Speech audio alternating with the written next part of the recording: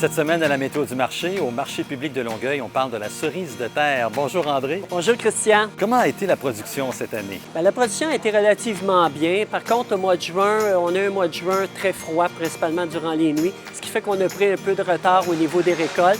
Mais là, le fruit est sur nos étals puis il est là pour rester. On a l'impression que c'est récent de cultiver la cerise de terre au Québec. C'est pas le cas. C'est vraiment un fruit qu'on récolte depuis au-delà de 20 ans. Il faut comprendre qu'au Québec, on plante la cerise de terre année après année, comparativement dans le reste du monde où c'est une vivace. Ce qui fait qu'à travers les années, il a fallu adapter des pratiques culturelles pour être plus efficaces, puis de plus en plus producteurs maintenant cultivent la cerise de terre, et c'est pour ça qu'on en parle beaucoup plus dans les dernières années. Quelle est la différence entre la cerise de terre du Québec et celle du Pérou, par exemple? Bien, la différence, étant donné qu'on le plante année après année, on en retire un fruit qui est beaucoup plus sucré par rapport à ce qu'on se trouve ailleurs, au Pérou ou en Colombie. Parlons maintenant de la conservation. Ça, c'est important.